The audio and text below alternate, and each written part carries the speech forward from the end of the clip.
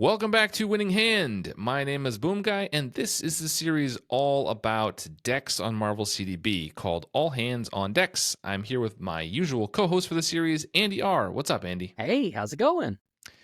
It's going fantastically. We are here to talk about more decks. So, Yes. listeners, if you are a first-time listener, viewer of this show, let me tell you, Andy and I, every week, go through Marvel CDB and pick out some decks that we think you should be playing from deck builders that we think you should be paying attention to. We go through them, we talk about what we liked, what we didn't like, suggestions we might make on the deck, how to change them, and then we rank them in 3 different categories: Spike, Johnny, and Timmy. That is an old archetype from Magic the Gathering. If you don't know about it, it is in the link description down below or in the show notes if you're listening to this, or you can go back and listen to any of the other episodes where we talked about it in detail. So, that intro is a mouthful. That was a good mouthful. Okay, so today's decks, we have 2. We usually take a theme. Last week we did a theme of community decks, and we're doing that again today. So today we picked 2 decks that people submitted that they thought were cool, that they thought that we should check out and review and discuss, and so we are doing just that. So, Andy, I'm going to let you go first today. Ooh, I'm excited. Are the beginner. You're the decider. You're the opener. Okay. I don't know how to. I hope that it's a strong opener. I mean, I believe it is. Deck name alone. You picked the deck, so it better be this. Okay, now I'm gonna let you introduce the deck and share the deck and talk about it without losing your composure. So tell us about this deck. It's not a great start. Lost it. And we went a second in. So the deck is. How come I'm the only one popping my posse here? So you heard that right, listeners. The person who posted this actually talks about this as a TikTok meme. And so I don't know what that is because I don't do social media. TikTok is a social media platform, Andy. By the time the listeners are listening to this, it is also like banned. So oh, no way. Okay. Well, either way, so this is a Domino leadership deck. And to give an idea of what we have, so we have the Domino base 15. Our allies are Atlas Bear, Legion, and White Fox. The events are 3 Get Readies, 3 Side-by-Side, and 1 The Posse. Resources, we have 9 of them, 3 Digging Deep, 2 Effective Leadership, 1 Energy, 1 Resource, and 1 Strength.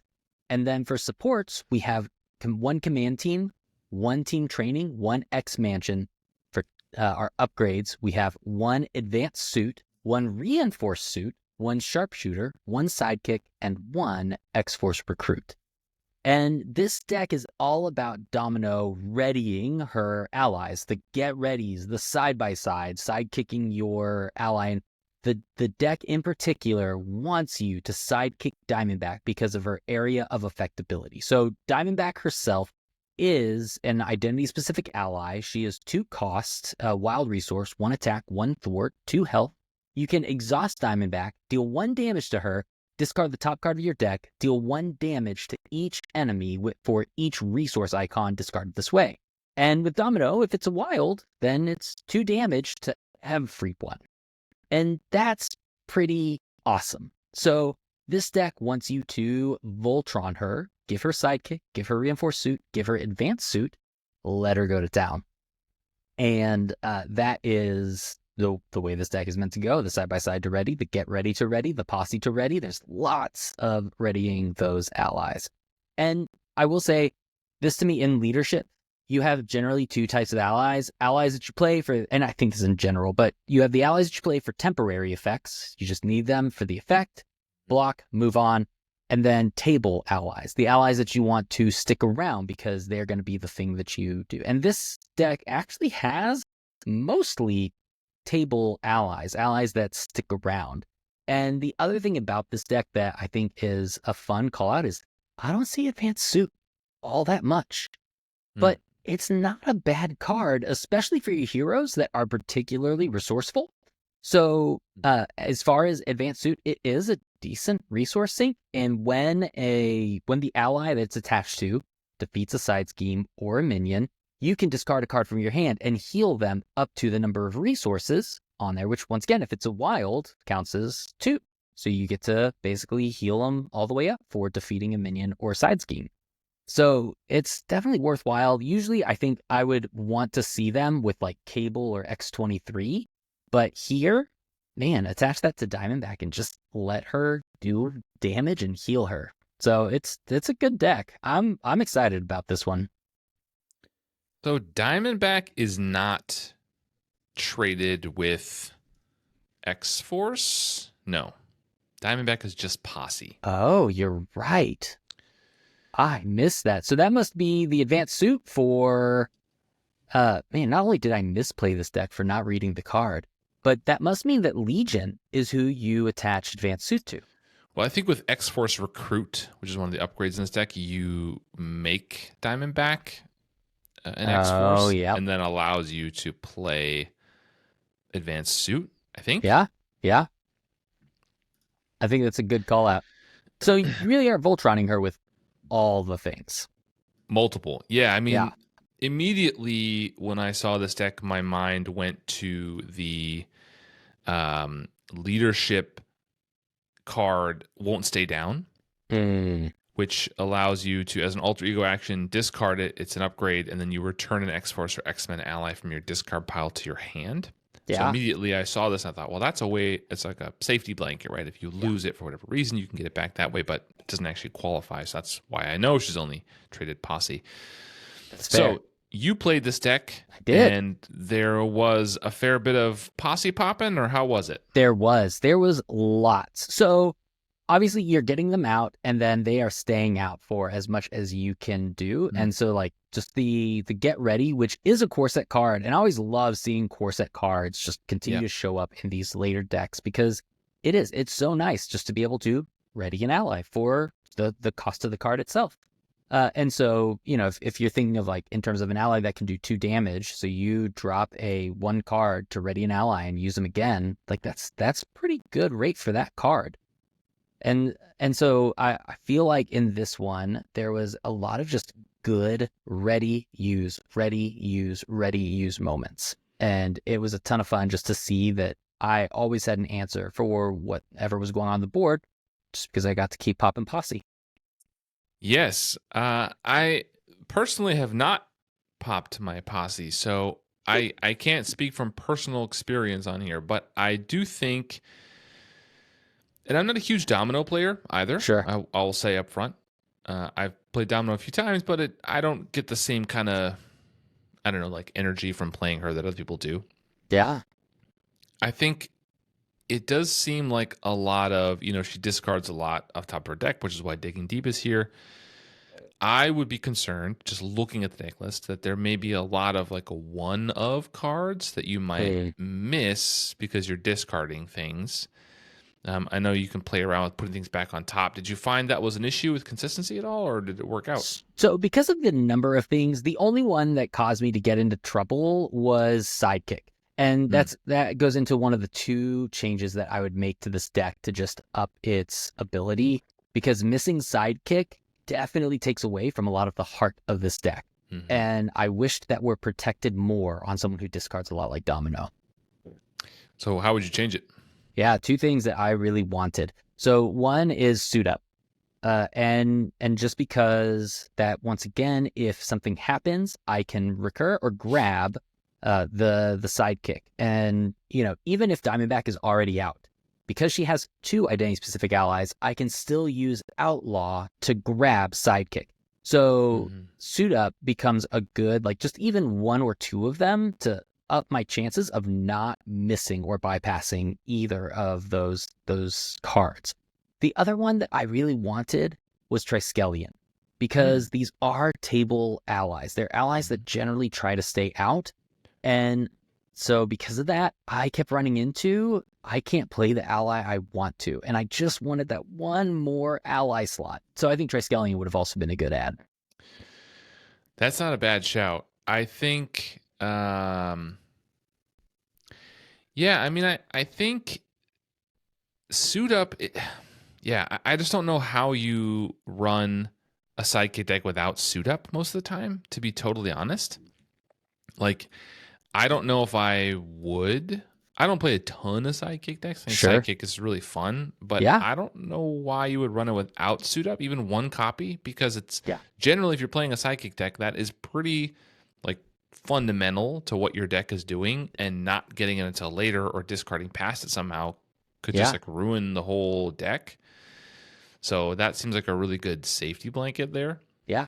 Even in Voltron decks, like if it weren't for Sidekick, even with all the other upgrades, it'll continue to let you get the next upgrade that you want to play, and then the ally that you grab is how you pay for that upgrade to put on whoever you're trying to Voltron. And even if you're Voltroning, Suit Up is such a good card.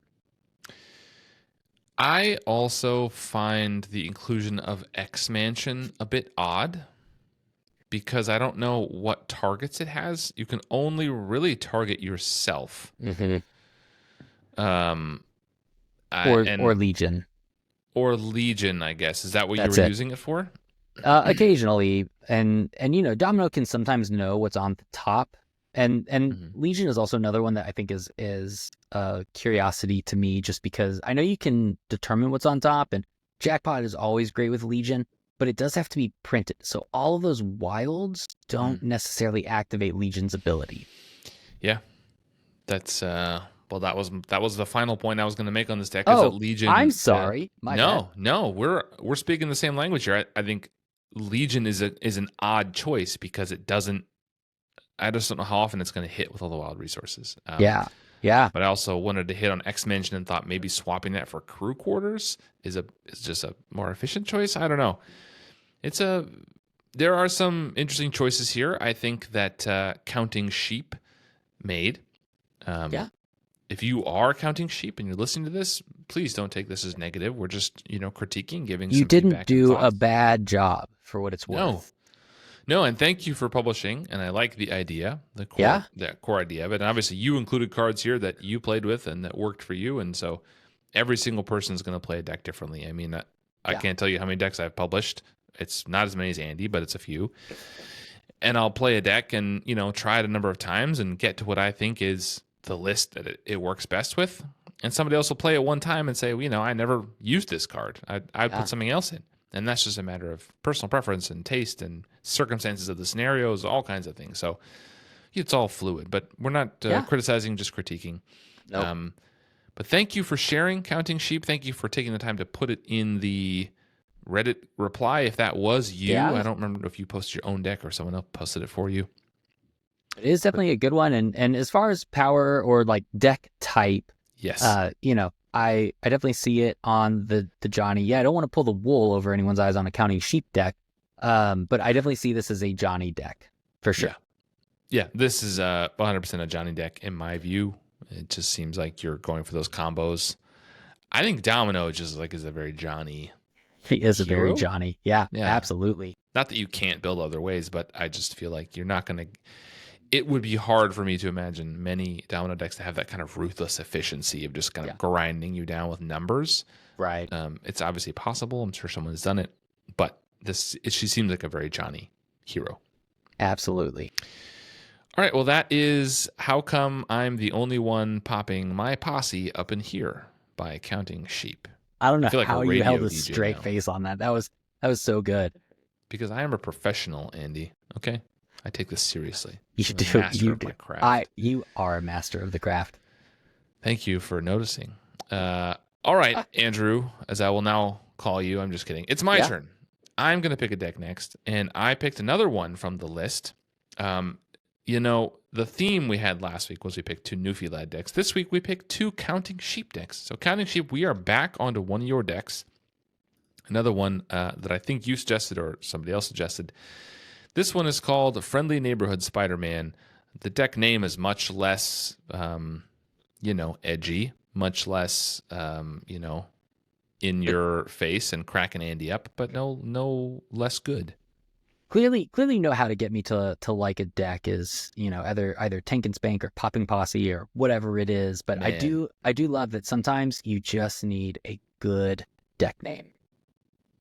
I'm telling you, clever titles of decks, they're underrated. I'm a big fan. I try to think of clever titles all the time. I'm not sure I always succeed, but, if I'm at least making myself laugh, then that's the whole point of it. All right, this is Absolutely. Friendly Neighborhood Spider-Man. It is a Justice Spider-Man Peter Parker deck. So it includes Agent Coulson, Jessica Jones, Nick Fury, and Professor X. 3 copies of Crisis Averted, 3 copies of For Justice, 2 copies of One Way or Another, the 3 basic double resources, Avengers Mansion and Quinn Carrier, Ingenuity, 3 copies of Overwatch, Sense of Justice, Skilled Investigator, Spycraft, and Under Surveillance. So this deck is built around the description that Counting Sheep gives it is to make it just a heavy thwart deck. This is just a big thwart, big numbers, taking what he described as one of the worst thwarters in the game and turning them into a thwart king. So he has some just kind of basic good cards in here. So, Yeah. This is like if you're building, again, this is not negative, not critiquing, but if you're building a kind of generically good Justice deck, I think you include a lot of these cards or much of this shell. Nick Fury and Professor X are just ubiquitous in deck lists these days. Nick Fury has been since the beginning of the game, and Professor X since he was introduced. They're just really good. Yeah. For Justice has been, I don't know if that's a core set card, I can't remember, but it is an early card, and it might have been core set. Was it core set? Which one again? For Justice? For Justice, yeah, core set. Yeah, that's a core set card that has been kind of a staple Justice card for a long time. It just kind of, get a good amount of threat with a pretty easy kicker.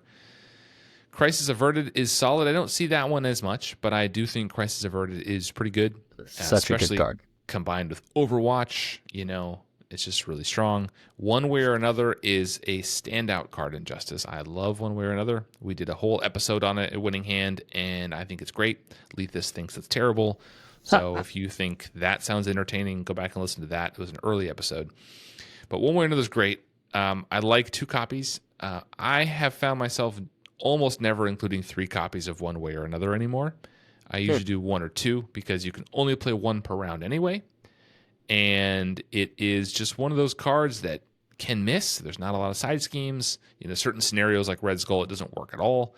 So it's a situational card, but it's great. Draws a lot of cards, which is awesome. And just the Overwatch is an insane Justice card. And so it's just really good. I like the Agent Coulson and Spycraft loop, Yeah. Loyal listeners of the People's Podcast know we also did a Spycraft episode. Go back and listen to that. But Nick Fury also gives you another target for Spycraft, so you have to have a spy in play. You can use that also when Nick Fury's there if Agent Coulson hasn't grabbed it for you. Anyway, this is just really good. It's really strong. It is a deck that I could hand to someone who has not played this game before, I think, if they're interested in learning, and they could run with this. A lot of the abilities and interactions are not overly complex. There's a few in here, but for the most part, it's like Jessica Jones, +1 for each side scheme play. Cool. For Justice, 2 for 3, or 4 if you hit the kicker. Cool. There's just kind of basic interactions, and this is a deck that I would love to give to someone and say, here, it's your first time playing this game. Here's Spider-Man, who everyone knows, and you're just going to thwart. That's cool. So I had a good time with it. I think it is kind of what it is. The deck description says it's not real complicated, and it's not. That being said, would I make any changes? I think I might make some changes here. I think Professor X is one that I don't know if it needs to be in here. Yeah. I think Spider-Man has plenty of defense and doesn't really want to flip down, or at least I don't want to flip down with him all that often because although Aunt May is good, I often use her as kind of like an oh no card. Like I took more damage than I thought I was going to. I'll flip down to heal some of that, and then you can heal back on the way up again, so you can just basically go back to full health. But I don't take that much damage. She's got 3 defense, and you want to stay up to draw that card on every attack. So, and since Professor X doesn't really do anything else, I suppose you could stun a minion, but you're not readying an X-Man, and the Confuse I think is less valuable. 3 thwart is just good though. Like if that's what he's in there for, that's fine too. Yeah. I think I'm a big fan of the cards that attach to the side schemes. So Followed and Chance Encounter. I hope we get more of those. I really like those, and those might be ones I would use here because there's so few allies. and using those to pull Chance the Canter back out again is awesome, or using Followed to kind of get some of that damage that you're maybe lacking in a thwart heavy deck. But overall, I had a good time. Those are the only kind of changes I would make. I think we talked in a previous episode about Quinn Carrier versus Helicarrier. Yep. The same thing applies here. I don't know if you need Quinn Carrier necessarily, unless you're using it to try to nail down those kickers on For Justice, but that's why you have Sense of Justice and Ingenuity, frankly. So, overall, really fun deck. And what do you think about this deck? It looks a ton of fun. I definitely love the call out of like it's just a generally good Justice deck. And the Crisis Averted and Overwatch combo is so nice in that it is 12, and that means that you can take this to higher player counts and be just as effective, if not more effective, at 3-player, 4-player, where the main scheme might grow by 3 or 4, and that Crisis Averted will generally hit its 6 max just naturally over time. I love the call out because we're using one way or another, so start using those side schemes to your advantage.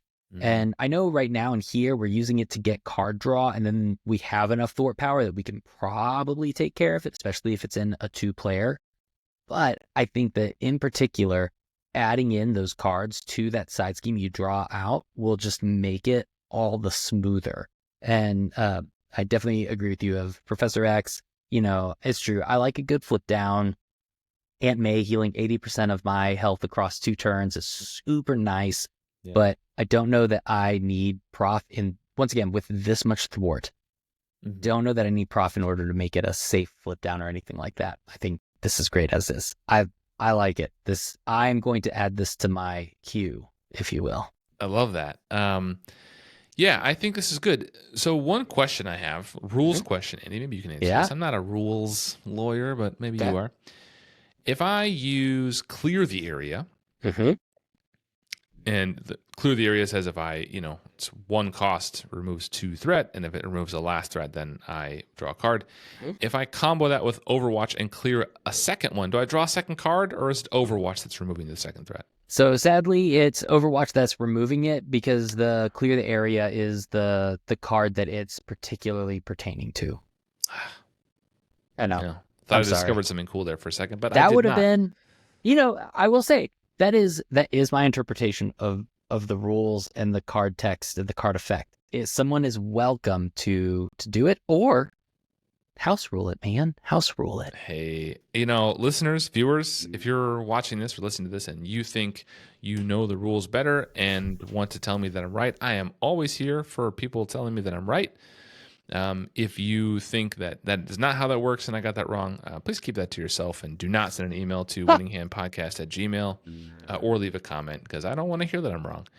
It's okay to vindicate me, viewers. It's okay to vindicate me. It is okay. And just kidding. All comments are welcome. I'm just kidding. But yeah, so I think overall, like, this is just a really solid deck. And, with this much thwart, I might even include like a build support or something to pull out Quinn Carrier or something like that.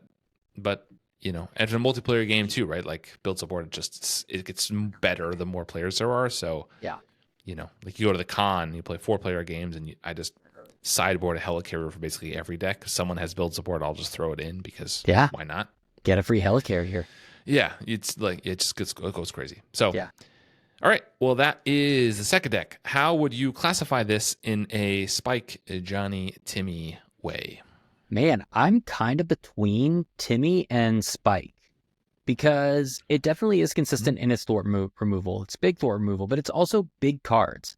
Like, usually in a turn where you're doing For Justice, especially while you're building, that's kind of going to be your turn. Maybe definitely is the case if you are going to Crisis Avert, or Avert Crisis, however you want to play that card. But so I struggle between those two, because it feels like it will do its job, and in a very Spike way, it will do its job. But then there's those Timmy moments to me. So, yeah. So, having played this deck, I will tell you that I think it looks kind of Spike, but it feels very Timmy. Like, the vibe of it is Timmy. Yeah. And so I'm going to call it a Timmy deck, because it is about numbers. And ultimately, I suppose the entire game is about numbers, and you could boil it down to just a math problem. It's a math game. That is not fun. That sounds like homework. But, it's like Jessica Jones scales and gets big numbers if there's lots of side schemes out. That's One way true. or another strikes me as a Timmy card. You're like pulling out a side scheme, which is a big thing. Drawing 3 cards, which is big. Crisis Averted is big. Overwatch just doubles that. Like, it just feels very Timmy. Yeah. Even though it may be efficient, and I think it is. It's just like solid and efficient, but it feels Timmy with the big things you're doing. So, Swinging Web Kick is another big card. Like, there's a lot of big stuff in here in Spider-Man. So I think, to me, it feels Timmy. I'm going to go with a Timmy, but, recognize that there is some spike in there. It's not a Johnny deck. Sure. Agreed. Yeah, there aren't the Johnny deck would be adding in those combos into the side scheme. Yeah, that would be what Johnny. Absolutely. But counting sheep, this is not a deck to put out to pasture. Andy, it's too early in the day to come in with the dad jokes, but here we are. This is what you have done to us. Before we go, Andy, I don't know if we ever talked about this. So what's your favorite aspect? Protection. I adore protection. It's funny because I don't play it all that often, but it is my favorite. What about yours? Protection. Oh, that's right. You've mentioned that on a couple of episodes. But it's a good aspect. I love protection. The other ones are starting to grow on me. Yeah. Justice is growing. Leadership, still kind of meh. But yeah, listeners, viewers, what's your favorite aspect? And should we feature more decks in those aspects? Oh, probably your answer is yes, but tell me what those are. And leave some decks down below. Leave some deck names in the description. Send me an email with some decks. I'm always happy to hear about yours. Next episode, we are going to do something a little bit different. So when you come back next time, you will find that we are going to have looked at building a deck ourselves, and we are going to go through a whole exercise of building it together, talking about how we build the decks, build a pair that kind of goes together. We'll then publish them so people can look at them. And then hopefully the idea is we will also play them, so we'll record some gameplay with them. So next time it's going to be a little bit different. We're talking about our own decks that we're going to build specifically for the episode. So join us for that one for sure. I think that's going to be a good one. Anyway, that's all for us today. Andy, thanks for being here. Thanks for joining us. Thanks for having me. Listeners, viewers, thanks for coming along on the ride, and we will see you all next time. Bye, everybody.